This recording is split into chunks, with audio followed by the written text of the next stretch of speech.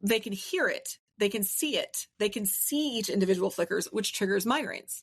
Like people with ADHD, we've seen an increase in migraines with fluorescent lights. Like there's a whole lot of reasons that this is helpful. And then for people with like bipolar and depressive disorder, the extra, like the snug feeling around the head actually reduces depressive episodes. Starting a business can seem like a daunting task, unless you have a partner like Shopify.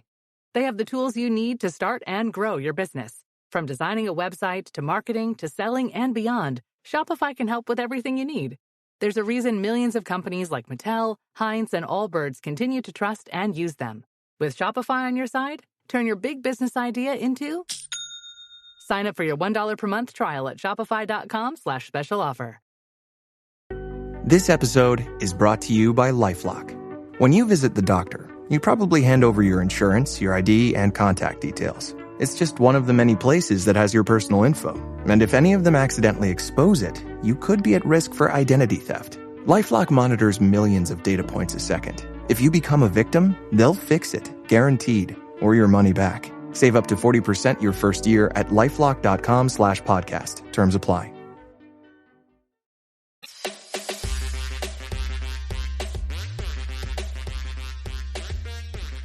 This is William Tincup. You're listening to the You Should Know podcast with Crystal Lay, formerly Crystal Miller Lay.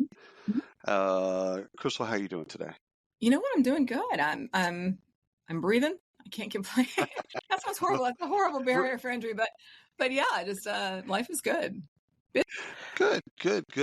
I think we're both, Ryan and I, are a little bit behind the curve as it relates to neurodivergent talent and neurodiverse employment. Got to be able processes. to say the word first.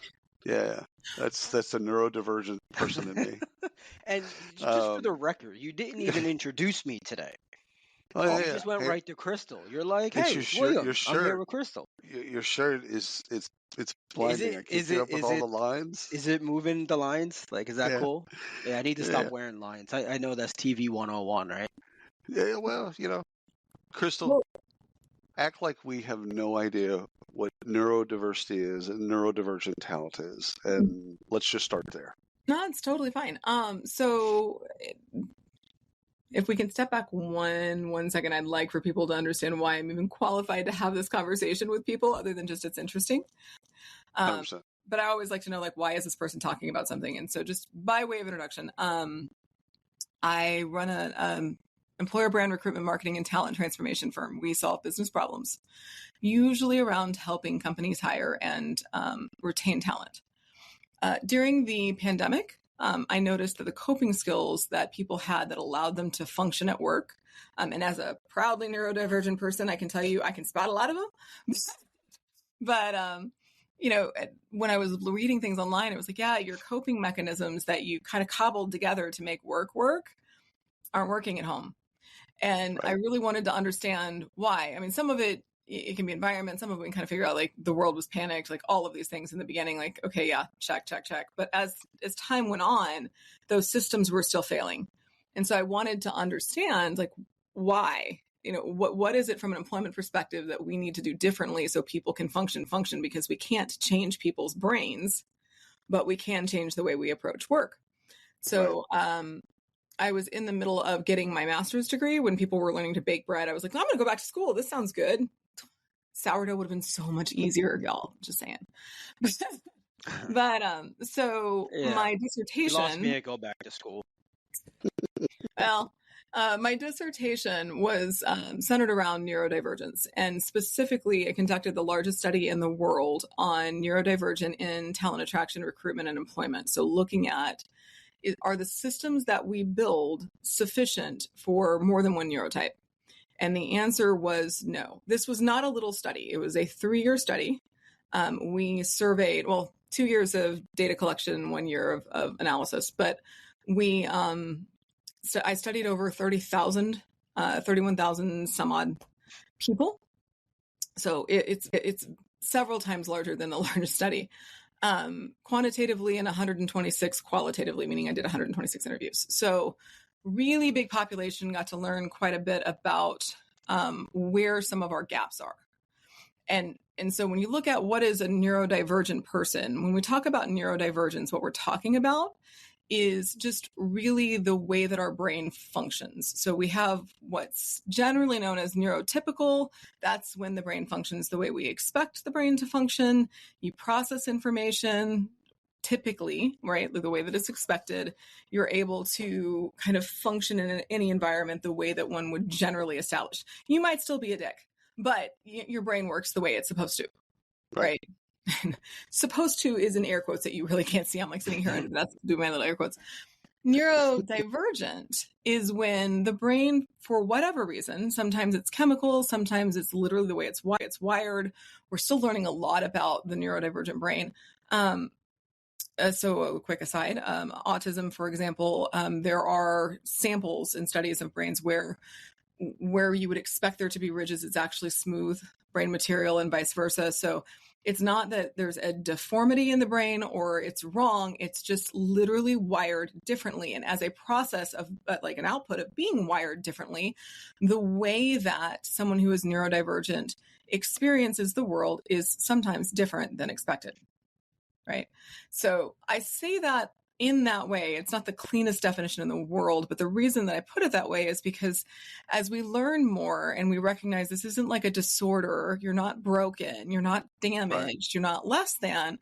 Neurodivergence is a sociological construct, right? So the concept is more sociological as opposed to a medical construct that's focused around what therapy do you need, what social security benefits might you need, what government assistance might you need in order to be able to function.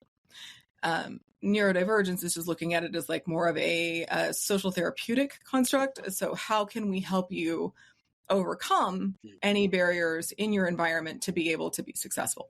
And so from an employment perspective, we really should be looking at neurodivergence from that sociological perspective as opposed to the medical construct, because it's A, not our job to fix people, and B, these people aren't broken. They just need a little bit of a different approach.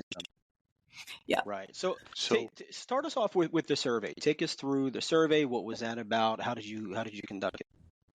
Yeah. So that's a great question. And I absolutely pulled it up so that we could have a good conversation about that, because it's been a hot minute since I looked at it. So the survey as a whole was really originally meant to look at EVP. Like that's where it started.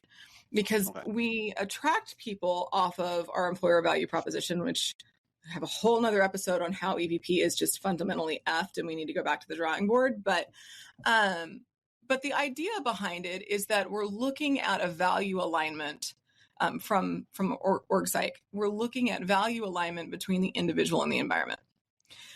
Well, that's great, except we build EVP the same general way, right? One way. And if we're saying there are different ways of processing information and there's different neurotypes, do those different neurotypes synthesize that information and put the same level of importance on all of the same things that we expect them to, right? Are they reacting typically or divergently to what we're putting out? And so I wanted to understand that. So that maybe part of the problem is the way we're bringing people in to begin with. Because we know neurodivergent people tend to be on performance improvement plans and have lower overall work satisfaction scoring in the first 6 months of employment. So that has to have something to do with the recruitment phase. So that's what I set up. What I ended up getting, though, was a lot bigger than that. So quantitatively, the data was largely around conducting an EVP survey, right? So I will step back and say our EVP surveys are a little bit different than what a lot of agencies put out. And that's not a sell or I'm better than, worse than anyone else. We're just very focused on person-environment fit. And so the thought process behind that is people who don't work for you do not care at all what your values as a company are. They just don't. They care about their values. And so what you need to find out is, do their individual values align with what they're going to experience in their work environment day in and day out? Can you fulfill what they need to self-actualize and perform? Because the point of EVP wasn't supposed to be a sales gimmick or a, let me tell you why you should love us. It was meant to drive business revenue. So to do that, you have to help the individual worker self-actualize. They can't self-actualize if they're not being fulfilled from a values perspective, if they're not being fulfilled from a needs perspective. So that's how we build EVP. So I took that survey, which we'll have a whole different conversation about that at some point too, but it's fascinating in and of itself. 166 questions around values. And then at the end of that, appended questions around neurodiversity and neurodivergence. So do people consider themselves to be neurodivergent? Is that because they've self-identified, or do they have a diagnosis? Either way, do they have accommodations at work? If they have accommodations at work, like were they self-accommodated, or did they disclose to the employer and then get accommodations from the employer? If they didn't disclose, why didn't they disclose? Right. And so we found some really interesting things out in this survey. One of which is that for the people who didn't disclose, which by the way was 9 out of every 10 neurodivergent people chose not to disclose. So their accommodations were all self-accommodated. But for the people that didn't disclose, it was because of experiences they had during the recruitment process that made them feel psychologically unsafe. They didn't feel like it was safe to disclose that information. Like, okay, we have work to do. So that was interesting. Qualitatively, we saw some really interesting things as well. So quantitatively, a larger percentage of people were willing to say, yes, I have neurodivergence. It's either self-identified or, medically identified and diagnosed. When we were talking with people in interviews, that number again went down. So what did we learn from that? People don't feel safe disclosing verbally that they have what's considered to be a disability or something that may make them be anything other than everybody else at work, right? And not supposition. They literally talked about it. Do you think that they're not divulging this because of stigma or because of the environment that the workplace has created? Yes, to both. I was going to also add that they don't want to do anything that ding them out of the process. Yeah. So if they discuss that in the attraction phase, like with a recruiter, right? If it comes up as like, okay, do you need any accommodations? Well, in their mind, my gut tells me, in their mind, if they say yes, that puts them either further down on the list or knocks them out or whatever. Right. And so they just don't disclose. I mean, Crystal, you're the expert. So is that true? Yeah. In a very large way, it is true. It's not always the case for everyone, right? There's exceptions, but by and large, that was the feedback that we got back is like, it's not safe. And so following this survey, I went and ran a different experiment. And I wouldn't call it anything like super academically sound. I just went and applied for a couple hundred jobs and said, I have a neurodiagnosis, I have ADHD, which by the way, I totally do. So since I was 8, if you can't tell it from this conversation, there will be something shiny. It'll happen.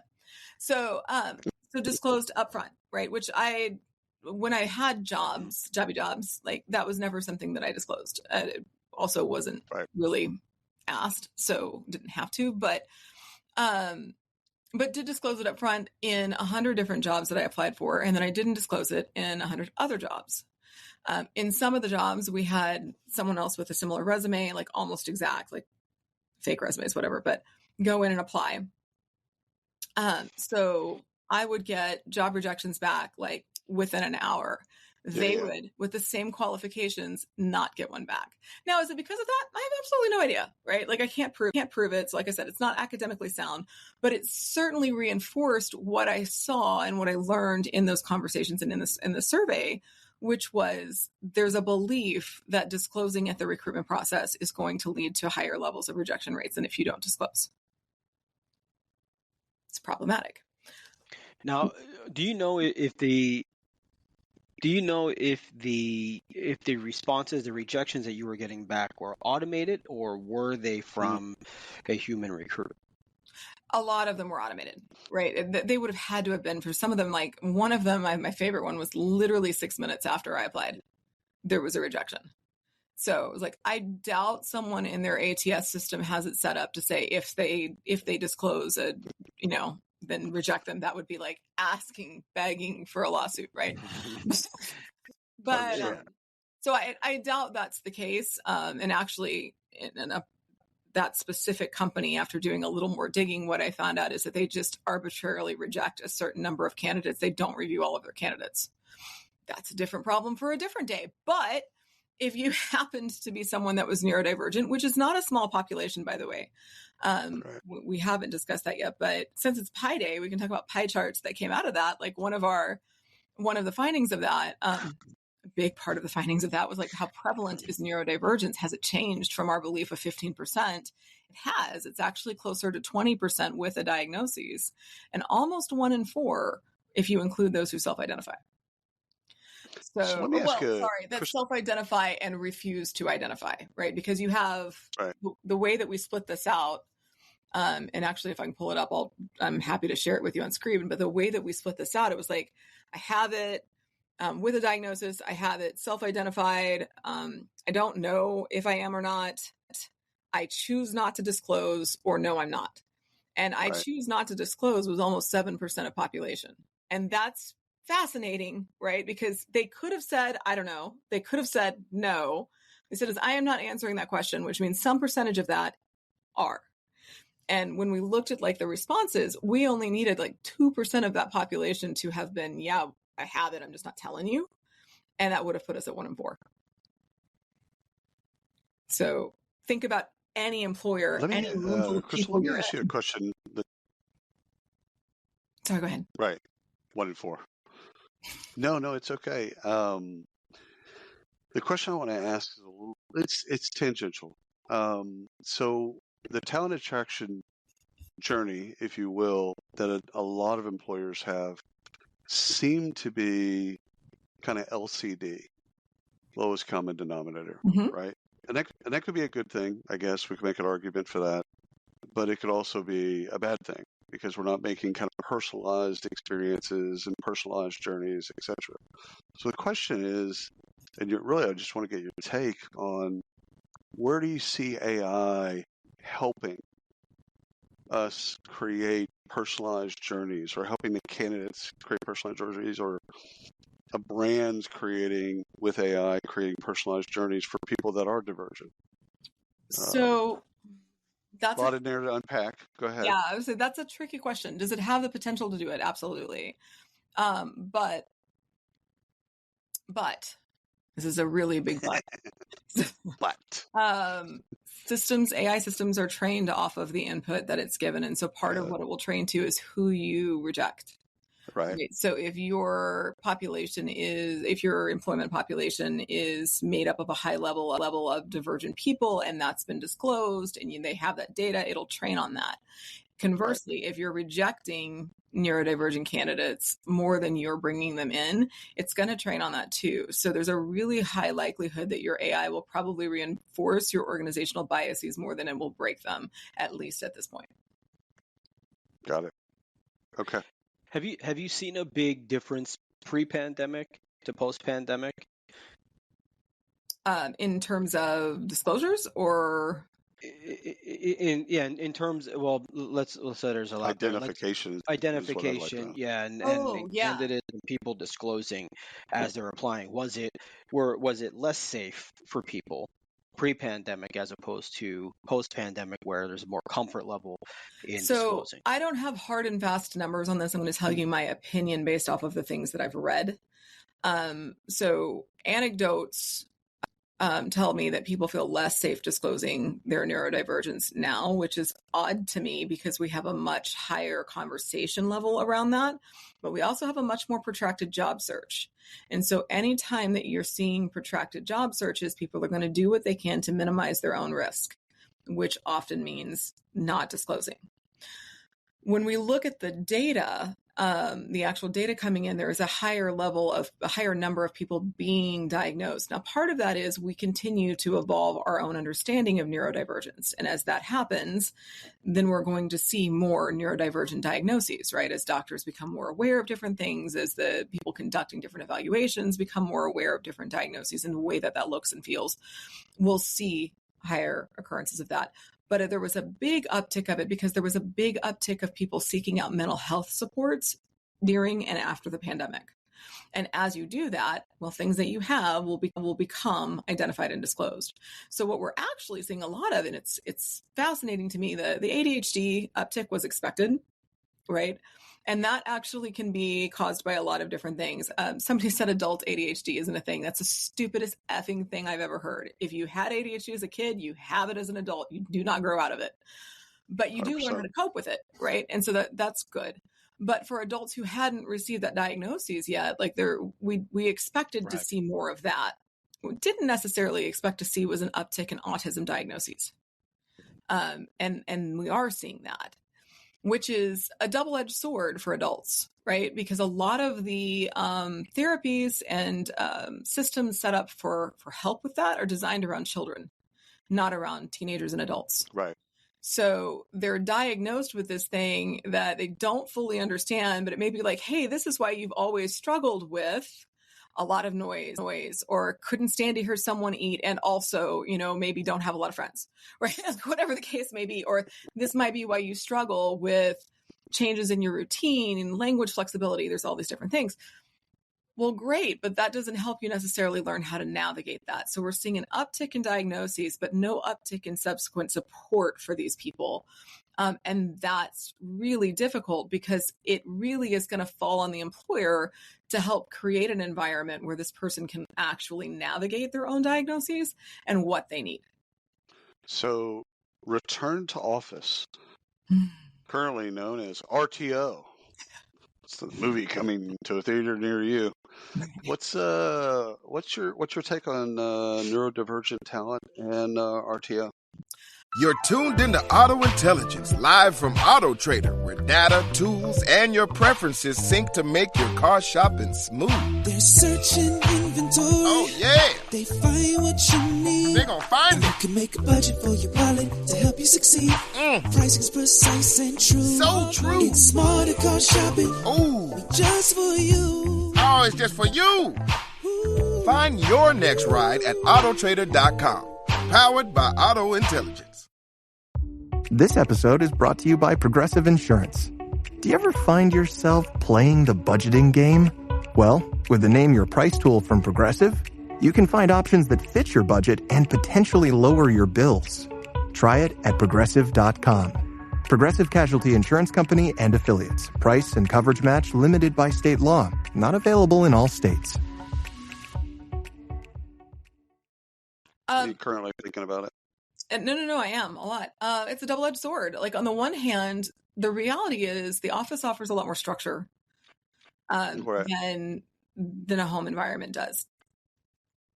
When we're talking about structure, I want to be really clear here, because you can build your own systems and structure inside your environment, and you know how to navigate that, right? Right. But so for an ADHD person, while it's probably not more fun, and maybe not as comfortable as being in their own environment, it might actually be helpful to keeping them to task. And I say them, including myself, right? Like, you kind of learn what you learn. But it depends. It very much depends on how the environment is set up.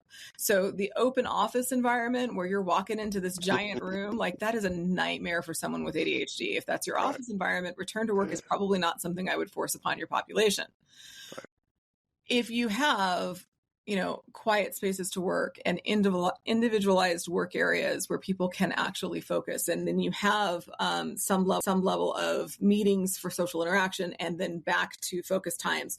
If people are able to really set a structured calendar, return to work can be a really good thing for productivity, but it's so organizationally dependent. And anytime you force someone to do something that they're not ready to do, you can expect diminished productivity. So the idea of forcing people back to work doesn't sit well with me. To me, that's a real estate decision and not a productivity decision. 100%.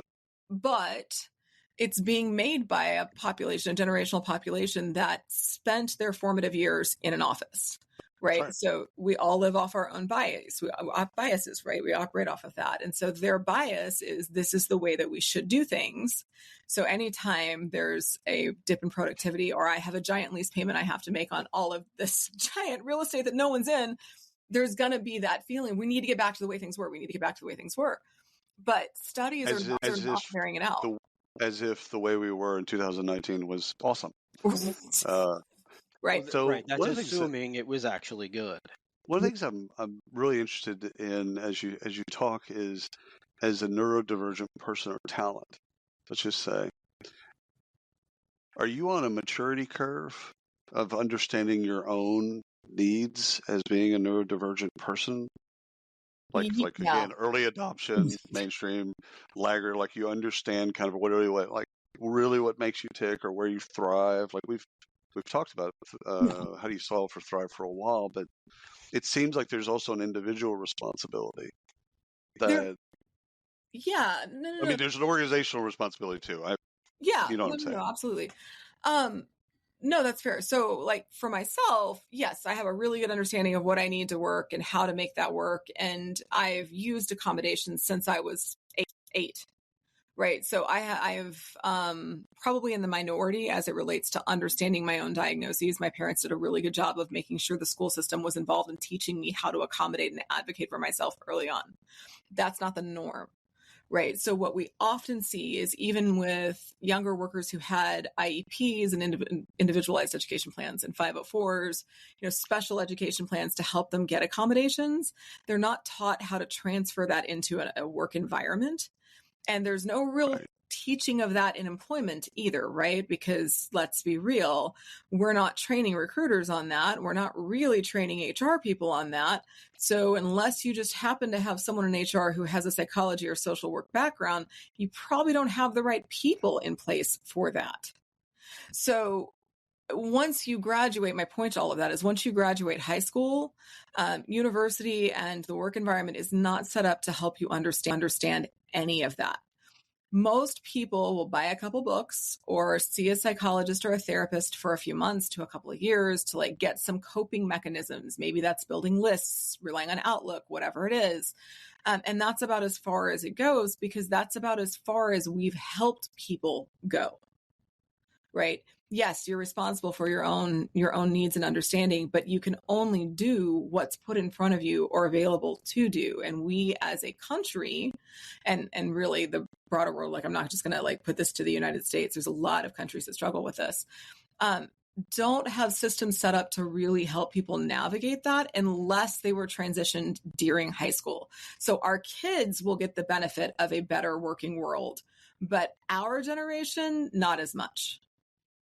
There are things that you can do though. Like for anyone who's listening, who's like, hey, I'm neurodivergent and I'm screwed. Hey, welcome to the club. So, but there are things that can help you. If you have what's called an IDD, it's an intellectual disability, a diagnosis. So ADHD, learning processing disorder, dyspraxia, dyslexia, sensory deprivation, sensory processing disorder, Tourette's, any number of things, then you are eligible to take part in a program called Vocational Rehabilitation. Every state has one. And this is also good for employers to understand because every state has programs for you to utilize people who are part of vocational rehab, and you will get fabulous tax benefits and also supports to help you build programs that will help a broader number of people that have neurodivergence in your organization. And if you are putting together a work environment that supports the neurodivergent, you will become what your actual goal is, which is to be neurodiverse. A person is neurodivergent. An organization is neurodiverse. But for you to be neurodiverse, you have to have the systems in place to be able to welcome those people and then stick. Sorry, tangent. Let's dig a little deeper into that. How does an organization, now obviously, I think you may have thrown this out earlier, X number percent of organizations are not neurodiverse at the moment. For a company that's trying to be or really wants to be and they want to invest in this area, what do they need to do? How do they do this? Yeah. So step one. Yeah. Step one, identify your why, right? So, and sometimes your why is like, because it's morally and ethically the right thing to do. And that can be a perfectly fine why.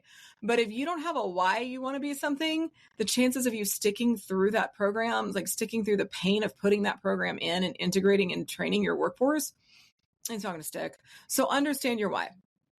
Once you have that, look at who's doing things right. And I'm not going to say doing it right, because no one's doing it all the way right. We're all still learning, which is great, because that means if you try something and it gets mucked up, you will not be alone. But companies that are doing and really investing a lot into understanding neurodivergence and how to work that into something in a more meaningful way than we built, this program for 12 interns with autism. By the way, I have an autistic stepson. I have an absolute love for people with autism. I think it's great that we're building employment programs for them. But hiring 12 interns and saying now we're neurodiverse, that's not a thing, right? That you do not get cookies or brownies for that. But Microsoft doing a really good job, has done a really good job with neurodivergent friendly design. Making sure that even from the attraction process, that what they're putting in is accessible, their language. So if you're trying to build something out, your job descriptions in your job posts, your career site, your recruiting materials, start there. We use a lot of flowery language and a lot of subjective terms in our job posts and job descriptions that make it really difficult for someone with any number of neurodiverse diagnoses, neurodivergent diagnoses, to be able to understand. And so taking out the one that I pick on all the time is must have good communication skills. What the hell does that mean? Like, what does it mean? I mean, we kind of know, right? We know that what you're really trying to say is you need to be able to communicate well with a broad audience of people, generally speaking, various different levels. You need to be able to have good, written presentations, whatever it is that you need that makes you put that in something. If it's not just, well, it was in the legal job description, then say what you need, right? A lot of neurodivergent diagnoses have language flexibility issues. So they will take things very literally, right? If you say, I need good communication skills, and they can't quantify that in their own mind, you are inadvertently discouraging that person from applying to your organization. And that's one example of dozens. All right. So I'll preface this by saying I may get hate. All good. Because it's really something that I'm interested in. I think the thumbs up for for those that are watching, they'll get the thumbs up. The other ones, why are you laughing at them? There you go. All right. So the question I have is, and I'm with all of this. I fully understand what we're talking about. But at what point does an employer, where's that line? What's that point that the employer has to look at this and say, all right, guys, look, we're talking about communication skills. I can't list out 97 things on every job description. What is that line when you're working with an employer where you're finding they're getting frustrated and they're like, okay, Crystal, back up. Like, this is a job description. Like, we're way across the line. So I'm usually having to do that with them, not the other way around. So very, very rarely will I add to someone's job post. I'm almost always cutting out a lot of extraneous junk that they don't really need, that doesn't really add to, but definitely takes away. So just as a point of fact, most organizations' job posts are way, way, way too long, and they conflict themselves. Their language is confusing. So a lot of what I do is cut out, not add to. So just there. But I think the broader point of like, when is it too much, is a valid question. And I'm going to answer it in a really offensive way, if you're ready for it. Yeah, and I asked that question, though. I asked the question out of love, because it's really something I can see an employer saying, okay, like, I'm trying my best, but what is? Okay, so here's my offensive way of answering this question. So would you ask that if what we were talking about was a pregnant woman? Would you ask how much is too much if what we're talking about is a black man? And the answer to that in both areas. No, I understand that. I understand a bit. Yeah. So if we're not going to do it for other minority populations, why are you doing it for the largest minority population on the planet? And the answer is because I can't see it. Right? I can't see it. I don't understand it, and it's hard. It's hard is not a good reason to not do right by a human being. So that's generally the conversations I literally have with organizations. It is not comfortable, but it is effective. Also bleeds over into, just pull your boots up by the bootstraps and just get on with it. So, which is an older generation's kind of way of just saying, yeah, I don't want to hear any of that. Just go do your job. What is that phrase that people say? What gets measured, what matters. What matters is what gets measured. I don't know who said it or whatever. Hey, Biden, what are you trying to say? Measure what matters, yeah. That's nice. Sorry, I had to. Sorry, You've been a recruiter. You've been in the trenches doing this stuff for a long time. I got the end of that, but I missed the question. What was the question? Sorry. Oh, I haven't asked the question yet. Then keep going. Okay. So, yeah, it takes me a while to get there. That's why the Biden reference is so wonderful. Who's responsible for neurodiversity at a company? Because if we say everyone, my fear is we say everyone, that's not going to work. And if we say it's one person, Sally and DEI, inclusion, I guess, would be something that we would be under. That doesn't work for me either. Yeah, no. No, that's me, by the way. So who's responsible for neurodiversity? So my answer is always the buck stops with the CEO, right? Like, who's really responsible for making sure an organization is diverse? It's the CEO. Why? Because there are so many different parts to this. And, everybody's got a hand in different areas of it. There shouldn't be one person that's responsible for it other than the CEO, because you're only going to be able to execute and really influence your area. Now, what I do in recruitment may influence what Sally in DEI is able to do. But from 100%. An HR perspective, we, particularly in the United States, look at DEIB backwards, right? Diversity is the outcome and the output. Inclusion, equity, and belonging is the program, is the focus. And if you do that right, then diversity will follow, right? But when we focus on diversity as the upfront measurement, like we kind of, you're putting the cart before the horse. For recruiting, like, because we know that recruiting is actually where a fair amount of this gets mucked up, just from jump. The expectation, the responsibility is to make sure that the materials that we're putting out, the messages that we're sharing, the process by which we recruit people and interview them, it's accessible, it's fair, it's equitable, not equal, equitable, right? And so that is the responsibility of recruitment. And then once someone is brought in. Full stop. Yep. Okay. Okay. So go ahead. Here's the thing that's a rub. The push in the last 5 years has been to standardize interviews, right? We all read the same stuff. Mm-hmm. Standardized interviews, so it's going to reduce our bias. It's not going to eliminate bias, but it's going to reduce bias. We're going to give everyone the exact same interview.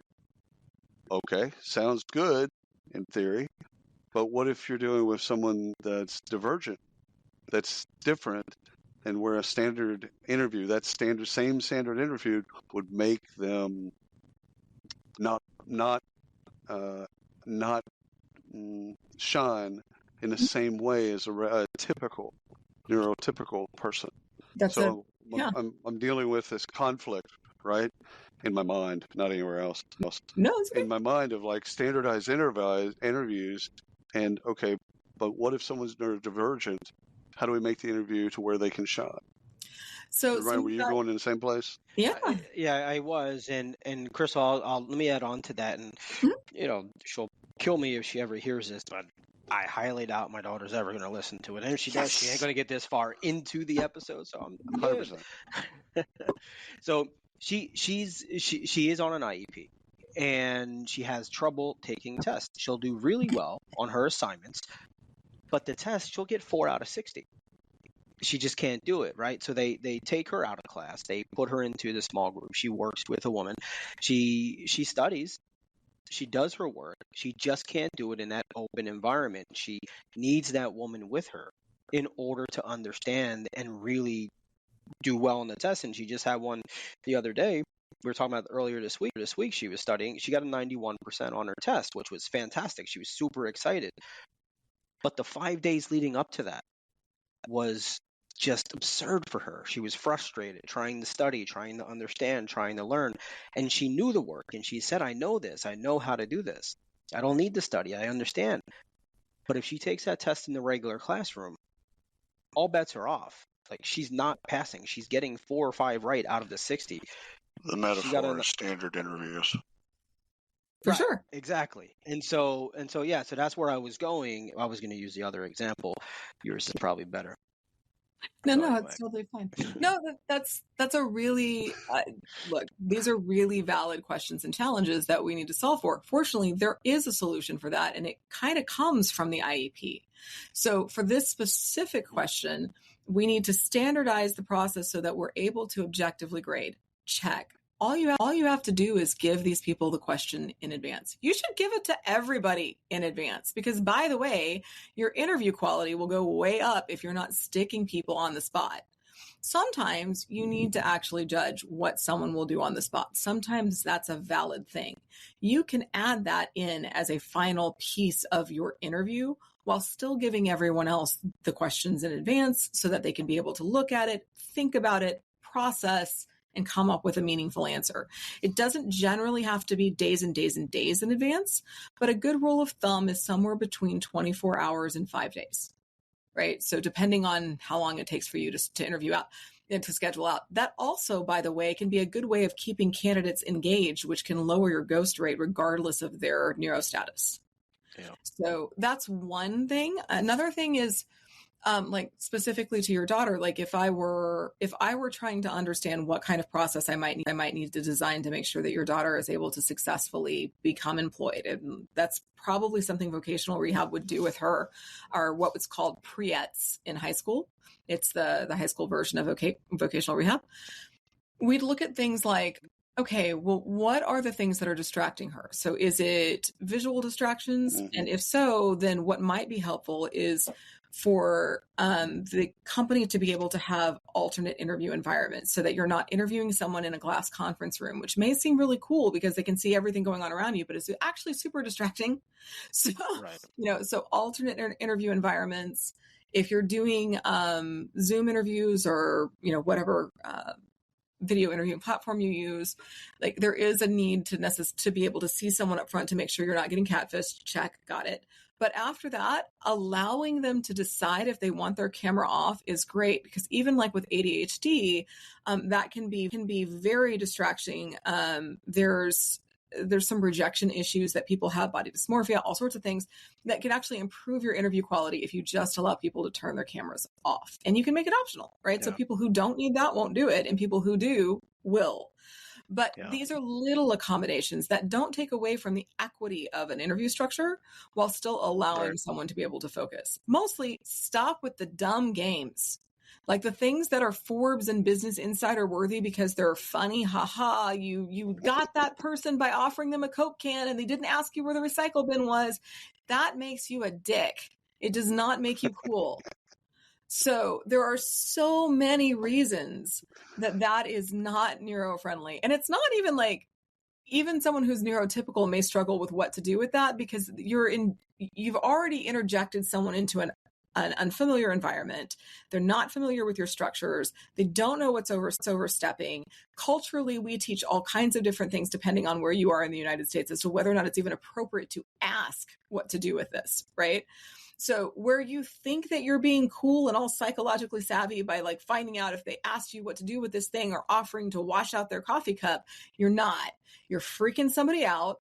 They're having all kinds of little battles in their head, and it serves no real purpose about what they're going to be in your office. And what qualifies that interviewer to try to get psychological on somebody, right? That's, I mean, you're just playing mind games, and at that point, I mean,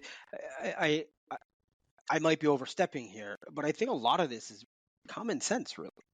I mean, it is. I feel like it's common sense in the fact that... I'm going to go darker. I think it's just men behaving badly. It's basically what a lot of this comes down to, at least historically, maybe even currently. It's just guys being dicks, because that's how they came up. because that's what was in front of them, was other guys being dicks. Now, I might be wrong about that. Like, well, and again, I think I did have a question people like about read these cultural Forbes differences. This is magazine. my last question. Oh, sorry. Where's the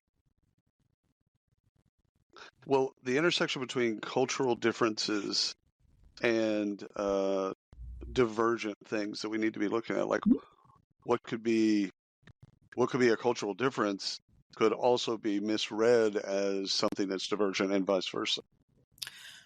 Oh, I don't know that I'm qualified to answer that question. I think you might have stumped me, but I think it only took me 40 minutes. Oh, the over under was like 6 minutes, so you definitely won that one. Right.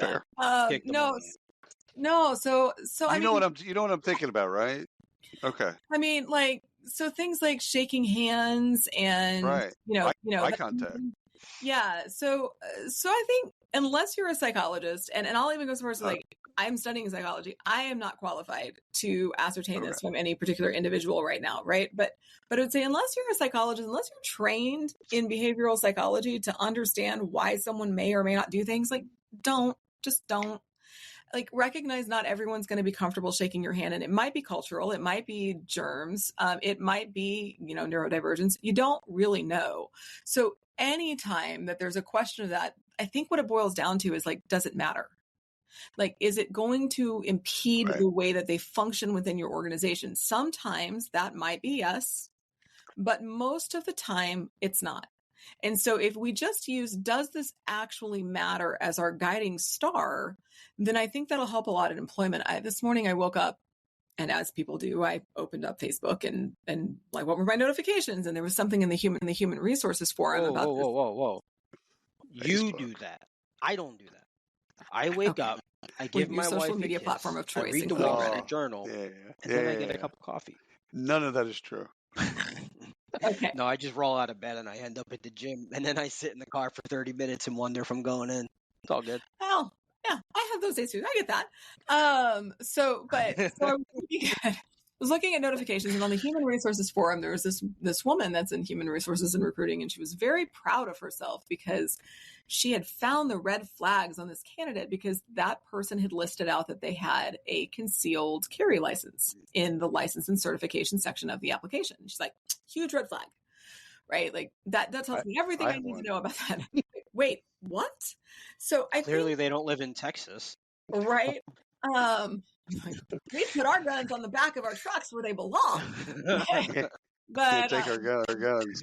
Yeah, but so, like, as you dove into it, like, in her mind, she was really doing her employer, Goodwill, a service by like weeding out this person because they'd answered it. And I'm looking at this going, like, this could have been a neurodivergent candidate who saw list your licenses and certification and thought, I need to disclose all of this because they asked me to.